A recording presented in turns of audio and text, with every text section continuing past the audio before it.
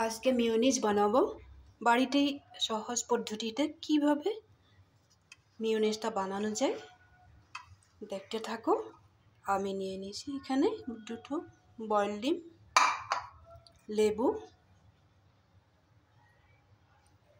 রসুন, আর এখন আমি মিক্সিতে একে একটা করে দিয়ে দেখিয়ে দেব।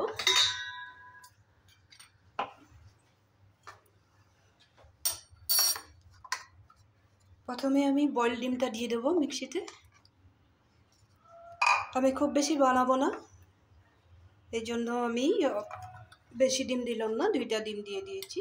রসুনটাও দিয়ে দেবো এখানে।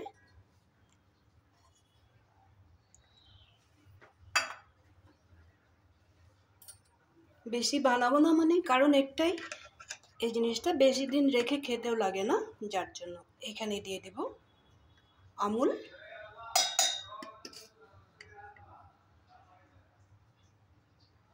দুই চামচ আমুল পাউডার দিয়ে দিলাম।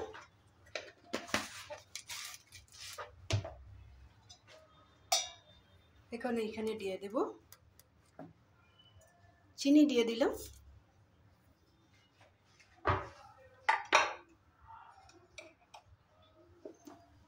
হিসেব মতো, একটু লবণ দিয়ে দিলাম।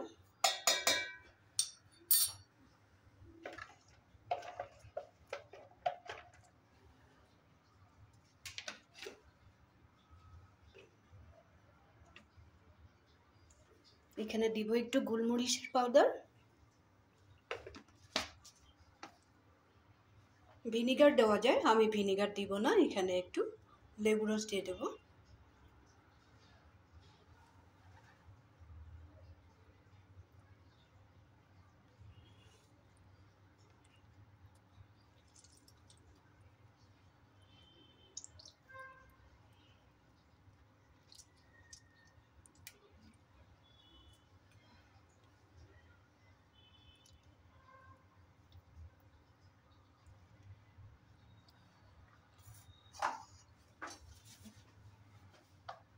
এখানে বাটার দেওয়া যায়, আমি বাটার দিব না, বাটার আমার শেষ হয়ে গেছে, যার জন্য দিব না।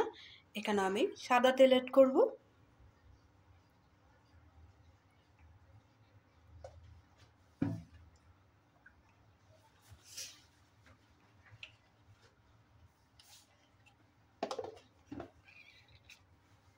এখন আমি মিক্সিতে বানিয়ে নেব, তারপরে দেখাচ্ছি। মিক্সির বাটিটা আস্তে আস্তে করে রেডি করবে, কারণ কি বেশি সময় ঘোরাতে থাকলে মিক্সির বাটিটা গরম হয়ে যায়, যার জন্য নামিয়ে নিলাম। এখন আবার একটু তেল দিব।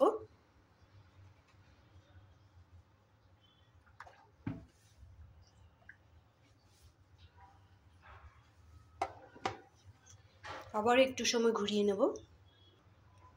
খুব সুন্দরভাবে রেডি করে নিয়েছি। এখন আমি বের করে নেব।